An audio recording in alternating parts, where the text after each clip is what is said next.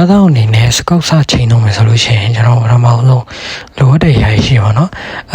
နံပါတ်1အနေနဲ့ဟာ brother တို့ line ကောင်းနေဖို့လိုပါတယ်ပေါ့နော်ကျွန်တော် line ကောင်းနေဘူးဆိုလို့ရှိရင်ကျွန်တော်ပြောချိန်နေကျွန်တော်ပြစကောက်ချိန်နေတဲ့အချိန်မှာကျတော့ပင်20ဖြစ်သွားတယ်တကယ်ဖြစ်တဲ့အချိန်မှာကျတော့ပင်နေ high နေလို့ရှိရင်လည်းစကောက်ကမငြိမ်တော့ဘူးဗျာ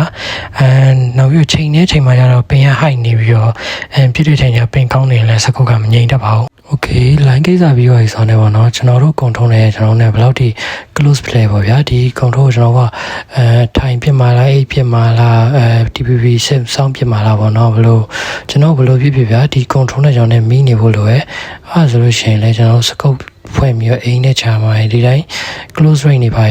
ပြစ်လို့ရှင်ပေါ့နော်ပို့ပြီးတော့အားတာပါနောက်ပြီးတော့နော်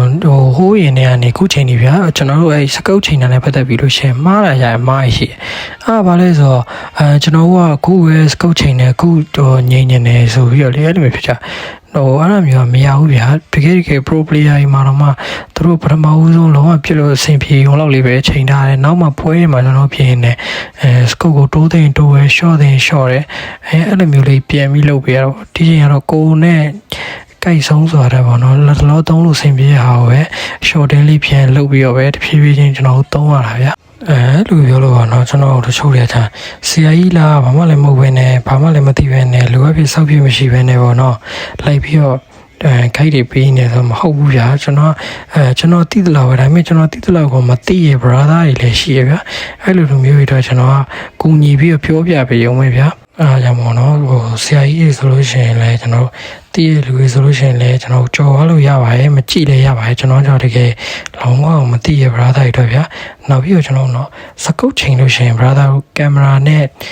ADS ကိုတူတူထားကြမလို့ဘာလို့ဆို brother တို့ကဗျာလက်ကအဲ့လိုကျွန်တော်တို့လိုမျိုးတုံတက်တဲ့လူတွေလည်းရှိရဲ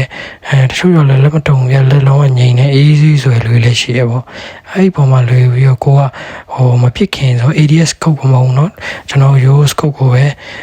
ကျွန်တော်ပြန်ချိန်ရမှာပေါ့နောက်ပြီးတော့เนาะစကုတ်ချိန်လို့ရှိရင်တတိထားမယ်ချက်ပေါ့အခုလိုမျိုးကျွန်တော်လိုမျိုးဗျာခေါင်းချိန်ပြီးတန်းပြစ်တယ်ဆိုတော့စောက်ရမ်းခက်ပါရဲ့ဗျာခက်တယ်ဆိုတော့ကျွန်တော်လည်းအသေးထွင်းတာပါအခုချိန်ကြီးကိုလည်းမရသေးပါဘူးကျွန်တော်ဆိုလို့ရှိရင်လုံးဝဒီဗီဒီယိုလုပ်ဖို့ကိုလည်းကိုရိုင်းလည်းပြစ်ဖို့ train နေအောင်အဲ့လိုဖြစ်တာဗျာမမှန်လို့ဆိုပြီးကိုတော့ depression တွေတောက်လိုက်ဝင်ဘူးပါတယ်အဓိကပေါ့ brother တို့စပြီးရတဲ့မျိုးဆော့မယ်ဆိုလို့ရှိရင်မလို့ခေါင်းကိုချိန်ကြမလို့ပဲနဲ့ကျွန်တော်ဗျာရှင်ဘက်လောက်တို့ဘာလို့ချိန်ပြီးရောအဲ့လိုမျိုးဟောမှန်အောင်လို့တို့ train လို့ရရဲ့ဗျာတေချာလေးပေါ့နော်ခုံနဲ့ကညီမဲ့ sensitive ကိုလည်းအကောင်းဆုံးချိန်မှုစူးစမ်းပါတော့ကျွန်တော် class မှာတော့ဖြစ်နေရတဲ့စားလို့ရှင်တော့9မိနစ်7မိနစ်လောက်ဒီမှာလာပြီးတော့ train ပေးရတော့စကုတ်လေးပြင်ပြီးချိန်ပေးရတော့ brother တို့ပို့ပြီးတော့လည်းစကုတ်ငိမ့်နိုင်ခြင်းများရပေါ့ကျွန်တော်တို့ဒီစကုတ်ဆိုတာလည်းချိန်ပြီးတော့ကျွန်တော်တေချာလေးချိန်ပါပဲရ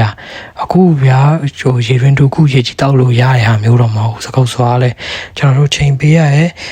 ပြည့်ရတယ်ပြည့်နေကိုလက်နဲ့အသားချလာပြီးဆိုမှဒီစကုတ်တစ်ခုကကောင်းကောင်းမွန်မွန်လေးကိုကထိန်းပြီးတော့လှုပ်နိုင်တာပေါ့နော်အားကြောင့်ပေါ့နော် brother တို့အနေနဲ့ချိန်လေးနည်းနည်းလေးပေးပြီးတော့ပေါ့နော်စကုတ်ကိုချိန်စေချင်ပါရဲ့ချိန်နည်းသေးစိတ်တွေကိုလည်းနောက်ဗီဒီယိုတွေမှာကျွန်တော်တင်ပေးပါအောင်မယ်ဗျာဆရာကြီးတွေဆိုလို့ရှိရင်လည်းကြော်သွားလို့ရပါတယ်ကျွန်တော်ကတကယ်မသိရွယ်နဲ့တကယ်လည်းမချိန်တတ်တဲ့brother တွေကိုကျွန်တော်ကတော့ကိုကြီးရဲ့အနေနဲ့ပဲပြောပြဖြစ်ပါတယ်ဒါကြောင့်မလို့နောက်ဗီဒီယိုတွေမှာကျွန်တော်အကောင်းဆုံးစူးစမ်းပြီးတော့ပုံမှန်လေးတင်ပေးနိုင်အောင်လို့စူးစမ်းပေးပါမယ်ကျွန်တော်ရဲ့ဗီဒီယိုလေးတွေကိုသဘောကျရဆိုလို့ရှိရင်လည်း like and subscribe နဲ့ comment မှာ brother တို့နောက်ထပ်ဘာ